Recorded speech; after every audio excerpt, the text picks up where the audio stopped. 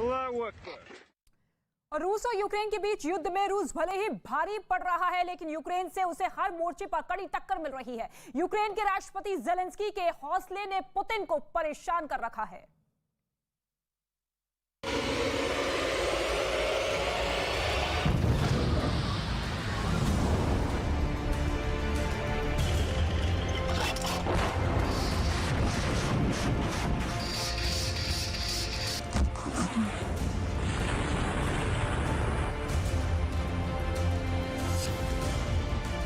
इन्हीं तस्वीरों में छिपे हैं वोलोदिमीर जेलेंस्की के 11 फ्रंटियर। पहला फ्रंट रूस की सेना का चौतरफा अटैक, दूसरा फ्रंट कीव, खार्किव और मारियुपोल जैसे बड़े शहरों को बचाने की चुनौती, तीसरा फ्रंट रशियन एयरफोर्स को रोकना, जेलेंस्की का चौथा फ्रंट रूसी फौज की सप्लाई चेन, पांचवा फ्रंट यूक्रेन को बांटने वाली नदी नाइपर नदी से रूस को दूर रखना, छठा फ्रंट यूक्रेन की फौज को नए हथियारों की सप्लाई, जेलेंस्की का सातवां फ्रंट है अमेरिका और नेटो से लगातार मदद, तो वहीं आठवां फ्रंट यूक्रेन की फौज का हौसला कायम रखना, नौवां फ्रंट अपनी हुकूमत बचाना और तख्ता पलट से बचना, 10वां फ्रंट केमिकल और रासायनिक हमले, और सबसे खतरनाक है 11वां फ्रंट युद्ध में परमाणु हमले से बचना। Мы не обсуждаем вообще. Они задали, российская сторона, в первой там встрече в Беларуси, на которую я согласился, чтобы наша группа поехали, потому что я давно говорил, что нужно говорить еще до войны, да. И вот я не против этих разговоров, лишь бы был результат. ये डर इसलिए बहुत बड़ा है क्योंकि रूस ने इनकार नहीं किया कि वो परमाणु हमला नहीं करेगा। रूस का एक टॉस-1 वेपन सिस्टम यूक्रेन की फौज ने पकड़ा है। ये एक छोटे दायरे में न्यूक्लियर हमले जैसे हालात पैदा करता है। उस गाड़ी में कई ऐसे रॉकेट पड़े मिले जो अब यूक्रेन रूस के खिलाफ भी इस्तेमाल कर सकता है। ये रॉकेट किस तरह की तबाही के लिए इस्तेमाल होते हैं, उसका छोटा सा ट्रेलर देखिए।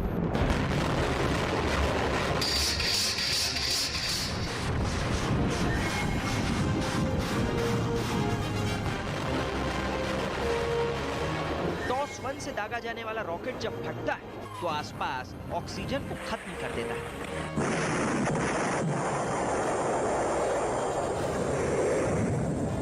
शॉकवेव ऐसी होती हैं कि बंकर में छिपा फौजी भी जिंदा नहीं बचता।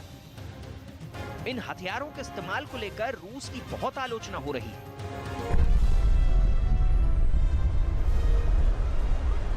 लेकिन अब ऐसे ही रॉकेट यूक्रेन के हाथ लग चुके हैं। हालांकि जेलेंस्की ने ऐसे हथियारों से तौबा की हुई। रूस के पत्रकारों ने जब जेलेंस्की से पूछा कि केमिकल और जैविक हथियारों की लैब के आरोपों पर उनका क्या कहना है, तो देखिए जेलेंस्की ने रशियन भाषा में क्या जवाब दिया। Мы не обсуждаем вообще. Они задали, российская сторона, в первой там встрече в Беларуси, на которую я согласился, чтобы наша группа поехали, потому что я давно говорил, что нужно говорить еще до войны, да. И вот я не против этих разговоров, лишь бы был результат. जेलेंस्की के सामने इस वक्त बड़ा चैलेंज यूक्रेन के बड़े शहरों को बचाना है, और वो इसमें अब तक कामयाब भी रहे हैं, क्योंकि रशियन फोर्सेस अभी तक कई शहरों के बाहर ही खड़ी और मारियुपोल में तो लगातार जूझ रही है। यूक्रेन का ये मैप देखेंगे तो आपको इस युद्ध में रूस की फौज की बढ़त या कहें कि कब्जे का अंदाजा हो जाएगा। ये लाल हिस्सा बताता है कि उत्तर से पूर्व और पूर्व से दक्षिण यानी क्राइमिया तक रूस की फौज कहां-कहां तक पहुंच चुकी है। लेकिन रशियन आर्मी के कंट्रोल में अब तक राजधानी कीव नहीं है, खार्किव नहीं है, मारियुपोल में लड़ाई जारी है और वहां बहुत ही खतरनाक युद्ध चल रहा है। यूक्रेन युद्ध तीसरे विश्व युद्ध में तब्दील हो सकता है, ये बात जेलेंस्की ने फिर दोहराई। एक महीने से ज्यादा लंबे वक्त से जारी युद्ध में जेलेंस्की अब कुछ थके हुए नजर आ रहे हैं और वो खुलेआम जाहिर कर रहे हैं कि रूस उन इलाकों से पीछे नहीं हटेगा जहां उसने कब्जा किया हुआ है। Хуже всего русскому языку сделал Владимир Владимирович Путин. Я считаю, непоправимый ущерб конечно же, люди будут стесняться за пределами России говорить в каких-то обществах иногда по-русски. Так и будет. मारियुपोल से रूस की सेना की कई तस्वीरें लगातार आ रही हैं। मारियुपोल में रशियन स्पेशल फोर्स कैसे शहर को घेर रही है, लेकिन उनके सामने शहर में मौजूद यूक्रेन की फौज डटी है। मिलिशिया भी है और आम लोगों की मौजूदगी पूरे ऑपरेशन में एक बड़ी रुकावट भी है। शहर में रशियन आर्मी के टैंक देखे जा सकते हैं। Невыгодно было стирать с лица земли города, потому что ты когда оккупируешь, надо, чтобы там кто-то жил, работал. Тебе же там будут трусы твои стирать. Ты военный, ты солдат, ты же там стоишь. Кто-то это должен делать. Мыть, убирать, готовить, жрать. Где-то жить. Кинотеатры работали во Франции и так далее. Ну, понимаете, это, ну как, здесь не так. Вообще не так. Здесь заходят. Если местная власть или кто-то не хотят, местную власть украли, люди начинают что-то там кричать, выжигается все. Невыгодно было стирать с лица земли города, потому что ты когда оккупируешь, надо, чтобы там кто-то жил, работал. Тебе же там...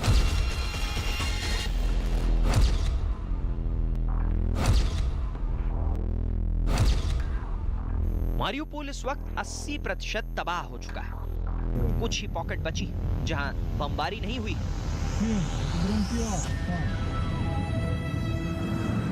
ये कीव के पास होस्टोमेल एयरपोर्ट का वीडियो है जो रूस की फौज ने ही बनाया है। रशियन स्पेशल फोर्स इसे ऑपरेट कर रही है और यहाँ रशियन फोर्स होने का मतलब कीव के लिए अच्छी खबर नहीं मानी जाएगी।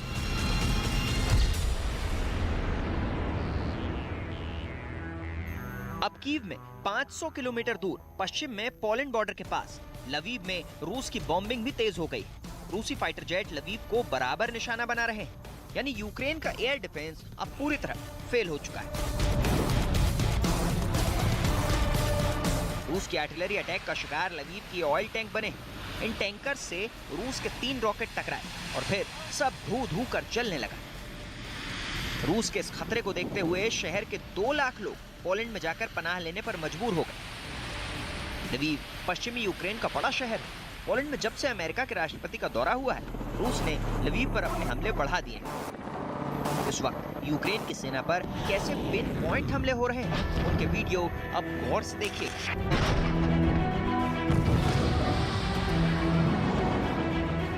जमीन पर ये यूक्रेन का बुक एयर डिफेंस सिस्टम है, जिसके ट्रैक के निशान बताते हैं कि वो हमले से बचने की कोशिश कर रहा है, लेकिन रूस के हमले से बच नहीं पाया। देखा आपने कैसा जबरदस्त धमाका हुआ?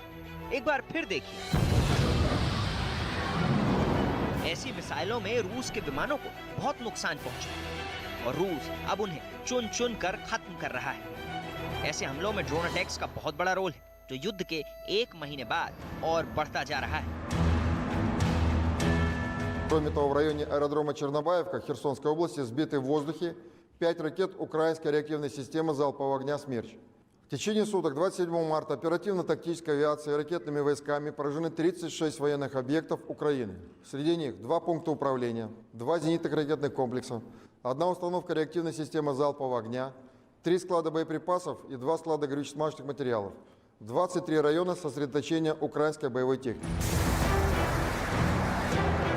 अब तक ऐसी तस्वीरें रूस के नुकसान की ज्यादा आई, जिसमें रूस के टैंकों को यूक्रेन के ड्रोन मिसाइल अटैक से उड़ाते रहे। इस वीडियो में रूस का एक इन्फेंट्री व्हीकल यानी बख्तरबंद गाड़ी रूस के एक टैंक पर हमले के बाद उसके क्रू को बचाने पहुंची। ये सब कुछ यूक्रेन का ड्रोन रिकॉर्ड कर रहा है। ऐसे हमले अक्सर TB2 ड्रोन से किए जाते हैं, जिसे रोकना रूस के लिए बहुत मुश्किल हो गया है। यूक्रेन ने TB2 ड्रोन तुर्की से खरीदा था। TB2, जिन्हें बेरे कतार ड्रोन भी कहा जाता है, ये 4 एंटी टैंक मिसाइल लेकर उड़ता है। 150 किलो तक वजन उठाने वाला TB2 ड्रोन 25,000 फीट की ऊंचाई पर 27 घंटे तक मंडरा सकता है। यूक्रेन के पास ऐसे 20 ड्रोन थे, लेकिन रूस का दावा है कि कई TB2 ड्रोन वो मार गिरा चुका है। लेकिन सच ये है कि अब तक इस ड्रोन ने रूस की नाक में दम किया हुआ है। उसके कई टैंक इस ड्रोन के हमले में खत्म हो चुके हैं। इन ड्रोन अटैक्स में रूस के टैंकों का क्या हाल हुआ है, इन तस्वीरों से पता चल जाएगा। ये सब टैंक और बाकी बख्तरबंद गाड़ियां टॉप एंगल से शॉट का शिकार हुई। यानी मिसाइल टैंक पर साइड से नहीं बल्कि ऊपरी हिस्से पर आकर टकराई और फिर टैंक और बख्तरबंद गाड़ियों का ये हाल हुआ। ये रूस का T-72 टैंक है जो पूरी तरह खत्म हो चुका है। चेचिस से लेकर टरेट तक कुछ नहीं बचा। और ये देखिए, ये है रूस का BM-21 ग्रेड मल्टीबैरल रॉकेट लॉन्चर। गौर से देखेंगे तो इसमें लगे 40 रॉकेट में 38 अब भी बचे हुए। यानी जब ये लॉन्चर 2 रॉकेट दाग चुका था तभी इस पर यूक्रेन का हमला हुआ। आगे ये गाड़ी पूरी तरह तबाह हो गई, लेकिन पीछे रॉकेट्स का बाल भी बांका नहीं हुआ। ऐसे मिसाइल हमलों से टैंक चाहे कितना भी मजबूत क्यों ना हो, उसके पास बचने का मौका नहीं होता। 2020 में अजरबैजान और आर्मेनिया के बीच हुए युद्ध में TB2 ने बहुत कहर मचाया था। अजरबैजान की जीत के पीछे TB2 का सबसे बड़ा रोल था। इसलिए जब यूक्रेन में रूस के बढ़ते टैंक काफिलों पर आसमान से अटैक होता है तो उसके पास भी इससे बचने का कोई जवाब नहीं होता।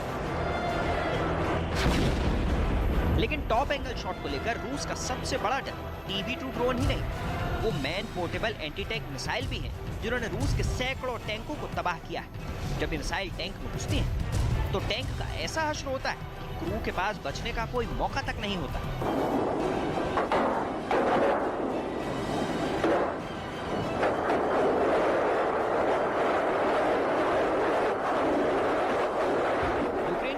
और मिलिशिया इस वक्त 3 तरह के एंटी टैंक वेपन सिस्टम इस्तेमाल कर रही है।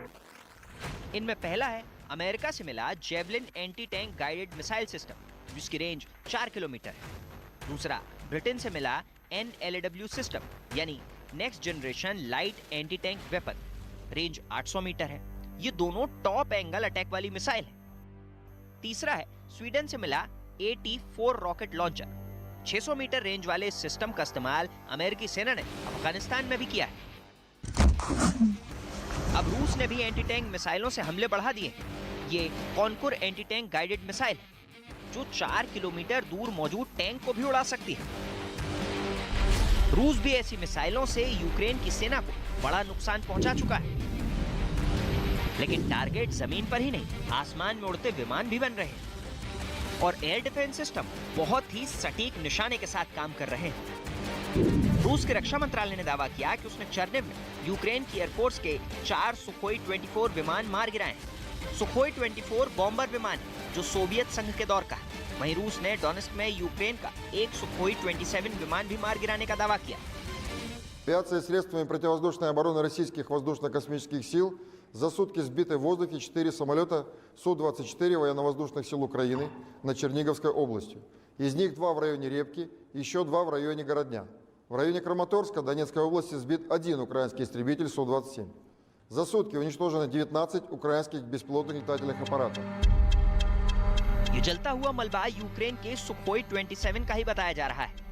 अगर यूक्रेन ने 2 दिन के अंदर 5 फाइटर जेट यानी 4 सुखोई 24 और 1 सुखोई 27 फाइटर जेट खोया है तो ये यूक्रेन के लिए बहुत बड़ा नुकसान है। यूक्रेन और रूस के बीच जबरदस्त इंफॉर्मेशन वॉर चल रही है और अक्सर दोनों देश ये दावा कर रहे हैं कि मार गिराया गया विमान दूसरी तरफ का है। ये मलबा एक सुखोई T-10 एयरफ्रेम वाले विमान का ही है, इसमें कोई शक नहीं। अब ये रूस का सुखोई 35 है या फिर यूक्रेन का सुखोई 27, ये करीबी जांच से ही बताया जा सकता है। वहीं यूक्रेन में रूस ने अपनी सप्लाई लाइन को और बेहतर करने के लिए जी जान लगा दिया। ये यूक्रेन की नाइपर नदी जो राजधानी कीव से होते हुए यूक्रेन के बीचों बीच से बहती है। यहाँ रूसी सेना की मौजूदगी ज़ेलेंस्की को फिक्र में डाल सकती है। यहीं पर ही करीब में रूस ने अपने मोबाइल एयर डिफेंस सिस्टम से यूक्रेन के ड्रोन को मार गिराने का दावा किया है। मिसाइल की लॉन्चिंग देखेंगे तो पाएंगे कि वो ड्रोन किस ऊंचाई पर उड़ते हुए रूसी फौज पर नजर रख रहा था या घात लगाकर हमले की तैयारी में था। अगर रूस इस ड्रोन को न गिराता तो यहाँ मौजूद टैंक और बख्तरबंद गाड़ियों का कुछ ऐसा हाल होता जो तस्वीरें हम आपको पहले भी दिखा चुके हैं। ऐसे ही टारगेटेड हमलों के जरिए यूक्रेन का दावा है कि वो रूस के 16 कमांडर मार चुका है, जिनमें 2 लेफ्टिनेंट जनरल रैंक के अधिकारी हैं जबकि 5 मेजर जनरल हैं। बाकी कर्नल और लेफ्टिनेंट कर्नल रैंक के अफसर भी हैं। इसलिए देखा जाए तो रूस की सेना को यूक्रेन में लगातार बड़ी चुनौतियां मिल रही हैं। उसके कई कमांडर इस जंग में मारे जा चुके हैं। ये रूस के लिए वाकई बहुत बड़ा नुकसान है और इतने बड़े अफसरों का मारा जाना उसकी मिलिट्री टैक्टिक्स पर भी सवाल उठाता है। यूक्रेन का दावा है कि उसने 16,000 से ज्यादा रूसी सैनिकों को मार गिराया, जबकि रूस ने माना है कि उसके 1,351 सैनिक अभी तक इस जंग में मारे गए हैं।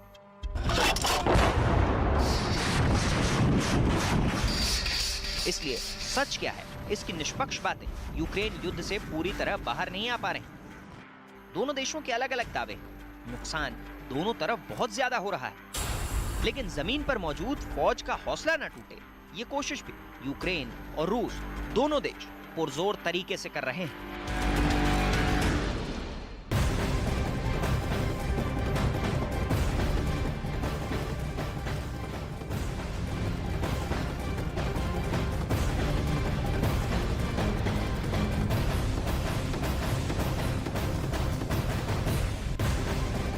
और इस वक्त एक बड़ी खबर आपको बता दें, बूचा नरसंहार से जुड़ी हुई ये बड़ी जानकारी सामने आ रही है। 163 शवों की पहचान करने का दावा किया गया है। बूचा में 320 लोगों की हत्या हुई थी, ये खबर सामने आ रही है। रूस के सैनिकों पर हत्या का आरोप है। बूचा में जो नरसंहार हुआ उसको लेकर ये बड़ी जानकारी, बड़ी खबर कि 163 शवों की पहचान होने का दावा किया गया है। इसके साथ ही 320 लोगों की हत्या हुई थी बूचा में। अभी तक आंकड़ों को लेकर लगातार सवाल खड़े होते हुए नजर आ रहे थे और ऐसे में अब सीधे तौर पर 320 लोगों की हत्या हुई है, उन्हें मौत के घाट उतारा गया है। बूचा में जो नरसंहार हुआ है, जिसको लेकर सीधे तौर पर आरोप ज़ेलेंस्की पुतिन पर लगा रहे हैं कि रूस की सेना ने यहां पर कत्लेआम मचाया बूचा शहर में, क्योंकि 1 महीने से ज्यादा वक्त से लगातार रूस की सेना यहां पर मौजूद थी और ऐसे में जब वहां से हटी तो वहां पर कत्लेआम मचाने के बाद रूस की सेना इस इलाके को छोड़ती हुई नजर आई। 163 शवों की पहचान होने का दावा किया गया।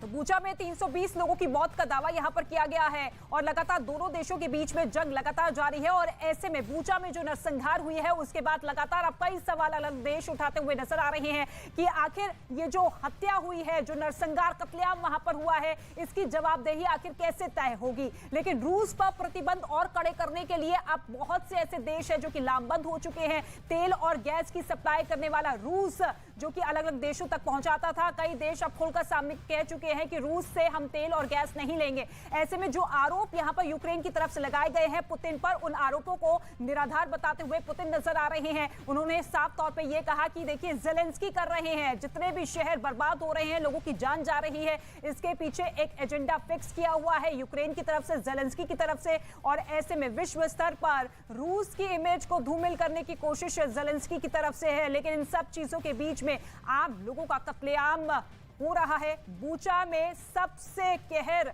और सबसे रूह कपा देने वाली जो तस्वीरें सामने आई और उसके बाद ये खार्किव की तस्वीर आप देखिए, वहां पर किस तरीके से रिहायशी इलाकों को टारगेट करते हुए वहां पर आगजनी की गई और ऐसे में वहां पर अब बम बरसाने के साथ साथ रिहायशी इलाकों में जो आग लगी थी उन्हें बुझाने का काम लगातार जारी है। फायर फाइटर्स वहां पर मौजूद है जो कि पानी की बौछारों के जरिए उस आग को काबू करने की कोशिश करते हुए।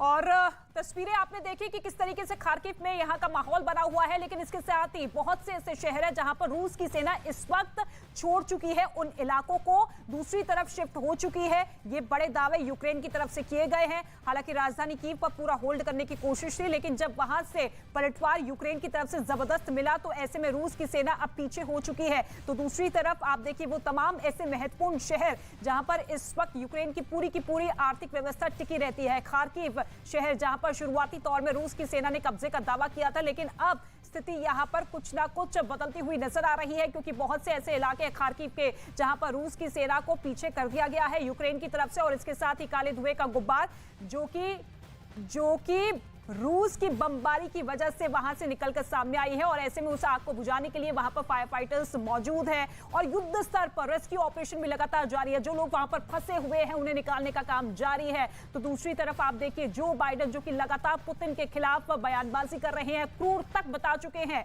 पुतिन को और ऐसे में सख्त चेतावनी देते हुए उन्होंने कहा कि अगर पुतिन की सेना यहां पर नहीं रुकी तो ऐसे में फिर पश्चिमी देश भी खुलकर यूक्रेन का साथ देंगे। हालांकि मदद की पेशकश जरूर की गई है, कई देशों की तरफ से हथियारों की सप्लाई वहां पर पहुंचाई गई है, लेकिन जेलेंस्की और पुतिन के बीच में जो वार्ता को लेकर कयास लगाए जा रहे थे, क्योंकि इससे पहले भी आपने देखा था कि इस्तांबुल में जो दोनों देशों के प्रतिनिधिमंडल के बीच में बैठक हुई थी, उसके बाद ये उम्मीद जगी थी कि दोनों देशों के प्रमुख जो है बातचीत कर सकते हैं, लेकिन वो बातचीत नहीं हो पाई। और ऐसे में 6 हफ्ते बीत जाने के बाद, क्योंकि 40 से ज्यादा दिन हो चुके हैं और ये महायुद्ध थम नहीं रहा है, इसकी रफ्तार कम नहीं हो रही है, बमबारी, गोलेबारी, आगजनी लगातार जारी है और ऐसे में अब महत्वपूर्ण ठिकानों को निशाना बनाते हुए सबसे ज्यादा भीषण तबाही की तस्वीरें महत्वपूर्ण इलाकों से निकलकर सामने आ रही है, जो बेहद राजधानी कीव से सटे हुए हैं या फिर सीमा से सटे हुए हैं। क्योंकि कोशिश रूस की तरफ से यही है कि जब अलग अलग इलाकों पर कब्जा कर लिया गया है तो फिर ऐसे में हर एक जगह पर अपने देश का झंडा फहराया जाए।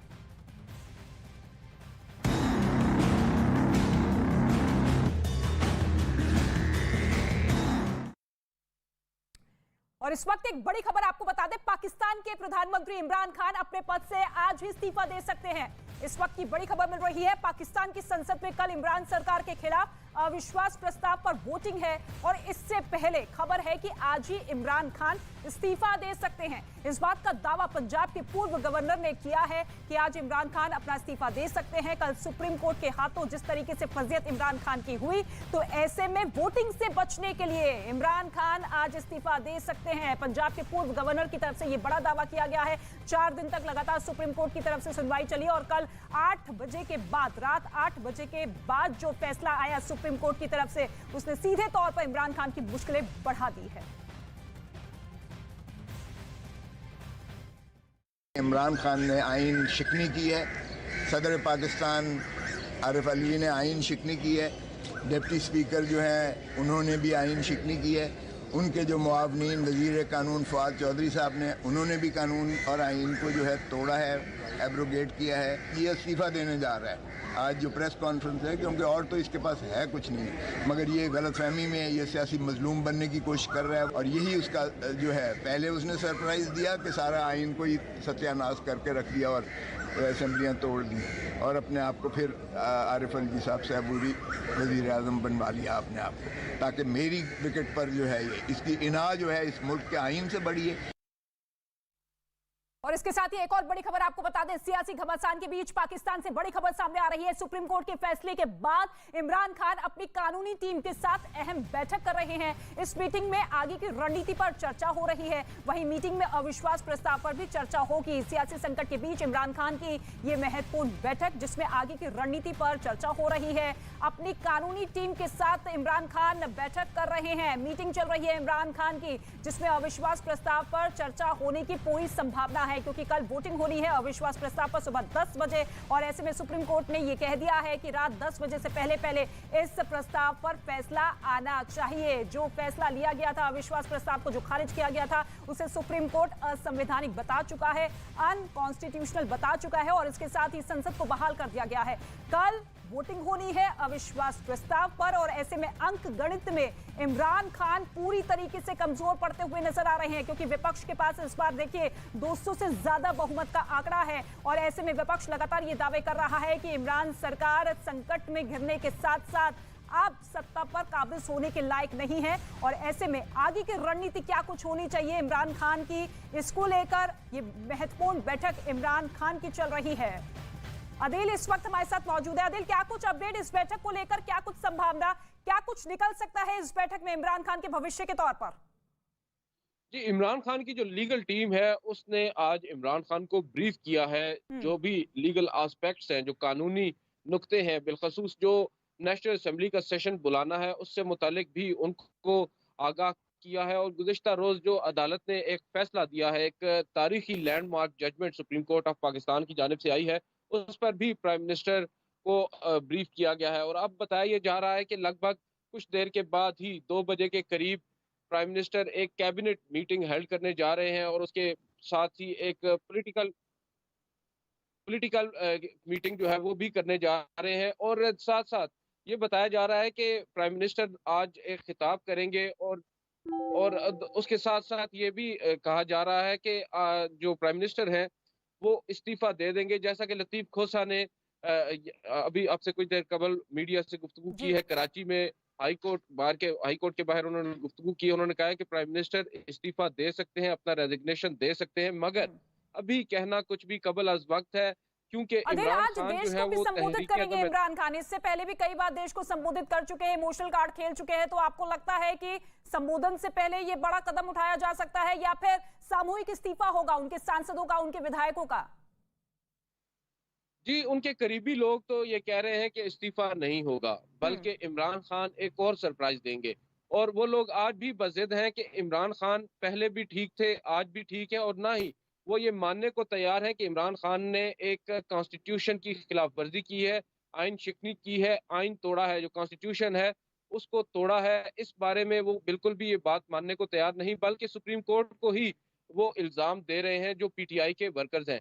अब देखना यह है कि इमरान खान आज क्या अपना खिताब करेंगे। बताया यही जा रहा है कि इमरान खान एक कमीशन जो है वो तश्कील देंगे, और उस कमीशन में हो सकता है जो फॉरेन जो एक कॉन्स्पिरेसी का इमरान खान कह रहे हैं, उस हवाले से एक जो इन्वेस्टिगेटिव टीम है वो बना दी जाए। लेकिन जो जहां तक बात है नो कॉन्फिडेंस मोशन की, तो वो तो अब तय हो चुका है कि इमरान खान के खिलाफ कामयाब तकरीबन हो चुकी है, और इमरान खान को अब घर जाना होगा। अब देखना यह है कि इमरान खान ठीक है, घर जाकर लौटेंगे आपके पास। और लगातार वोटिंग से बचते हुए भी इमरान खान नजर आ रहे हैं। लेकिन इसके साथ ही एक बड़ी खबर आपको बता दें, पाकिस्तान में अविश्वास प्रस्ताव खारिज होने के फैसले को सुप्रीम कोर्ट ने असंवैधानिक करार दिया है, जिसके बाद सियासत और तेज हो गई है। इमरान खान ने आज कैबिनेट और संसदीय समिति की बैठक बुलाई है। साथ ही इमरान खान आज शाम को पाकिस्तान की जनता को फिर से संबोधित करेंगे। तो पाकिस्तान की सियासत से जुड़ी हुई ये बड़ी खबर, इमरान खान आज वहां की आवाम को संबोधित करेंगे। इमरान खान ने कैबिनेट की बैठक बुलाई है। इसके साथ ही एक और महत्वपूर्ण बैठक इस वक्त चल रही है, संसदीय समिति की भी बैठक बुलाई गई है, क्योंकि कल वोटिंग होनी है। लेकिन उससे पहले किस तरीके की रणनीति उनकी पार्टी की होनी चाहिए, पीटीआई की होनी चाहिए, इसको लेकर ये अहम मंथन आज दिन भर इमरान खान का रहेगा। लेकिन इसके साथ ही कल पाकिस्तानी संसद में अविश्वास प्रस्ताव पर वोटिंग होगी और संसद भी बहाल होगी। 9 अप्रैल के बाद यही तय होगा कि सरकार किसकी बनेगी या फिर केयरटेकर गवर्नमेंट बनाकर नए चुनाव होंगे। तो कल पाकिस्तान संसद में अविश्वास प्रस्ताव पर वोटिंग होनी है। इसके साथ ही संसद बहाल कर दी गई है। 10:30 बजे वोटिंग शुरू होगी। सुप्रीम कोर्ट ये सख्त लहजों में कह चुका है कि कल ही फैसला आना होगा। लगातार इमरान खान जो कि वोटिंग की प्रक्रिया से बचते हुए नजर आ रहे हैं, इससे पहले भी कई कार्ड उनकी तरफ से खेले गए, लेकिन अब इमरान खान क्या इस्तीफा दे सकते हैं, क्या उनका भविष्य होगा, इन पर सभी की नजरें टिकी हुई है। लेकिन लगातार सूत्रों के हवाले से और हमारे सहयोगी जानकारी पहुंचा रहे हैं कि देश को संबोधित आज जब करेंगे तो हो सकता है कि वो अपना इस्तीफा दे दे। तमाम जो उनके सांसद हैं, अहम मंत्री हैं, विधायक हैं, वो उनका साथ छोड़ते हुए दूसरे विपक्षी दलों का दामन थाम चुके हैं। और ऐसे में सुप्रीम कोर्ट में इमरान सरकार को तगड़ा झटका लगा है। वहीं इसका असर इमरान समर्थकों पर भी हुआ है। पाकिस्तान के पूर्व मंत्री फवाद चौधरी के भाई ने वहां की सुप्रीम कोर्ट में हंगामा किया। एक दिन पहले इमरान खान के करीबी और पार्टी नेता फवाद चौधरी पत्रकारों से भिड़ते हुए नजर आए। सुप्रीम कोर्ट परिसर में फवाद चौधरी के भाई फैजल चौधरी भी विवादों में आ गए। दावा है कि फवाद चौधरी के खिलाफ हुई नारेबाजी से उनके भाई फैजल भड़क उठे। इसके बाद उन्होंने वहां हंगामा कर दिया। इस दौरान विपक्षी दल पाकिस्तान मुस्लिम लीग नवाज के वकीलों के साथ उनकी हाथापाई हो गई। फवाद चौधरी के भाई फैजल पाकिस्तान सरकार के वकील हैं और वो अपनी सरकार बचाने के लिए सुप्रीम कोर्ट में सुनवाई के लिए पहुंचे हुए थे। इसी दौरान वहां से बाहर निकलते वक्त ये भिड़ंत हो गई। और पाकिस्तान की सुप्रीम कोर्ट के हाथों करारी शिकस्त खाने वाले इमरान खान हार मानने को तैयार नहीं है। वो लगातार साम दाम दंड भेद की रणनीति अपनाकर अपने कद, अपने रुतबे को साबित करना चाहते हैं। लेकिन दावा यह किया जा रहा है कि इमरान की ये कोशिश उसे दिए की तरह है जो बुझने से पहले फड़फड़ाता है, यानी मान न मान जाएंगे इमरान।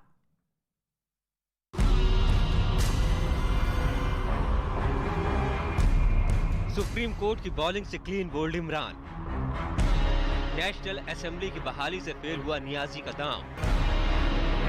मान न मान जाएंगे इमरान। माशाअल्लाह ऐसे शख्स से निजात मिली है।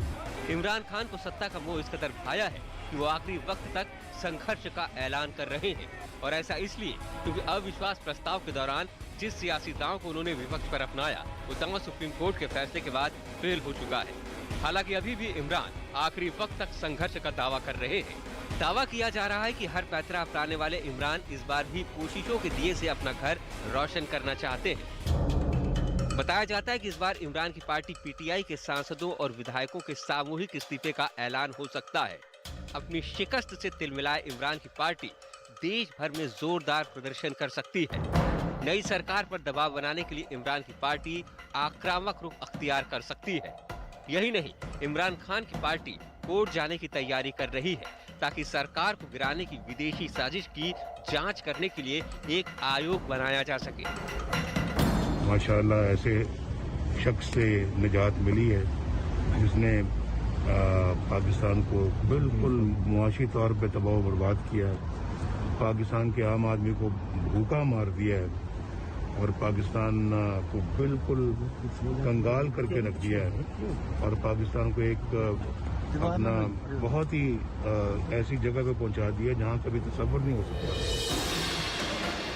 दरअसल सुप्रीम कोर्ट के अविश्वास प्रस्ताव को खारिज किए जाने के स्पीकर के फैसले को रद्द करने के बाद नई सरकार के बनने का रास्ता साफ हो गया है। कल इसी को लेकर संसद में अविश्वास प्रस्ताव लाया जाएगा, जिसमें इमरान को 172 सीटों वाला जादुई आंकड़ा साबित करना होगा।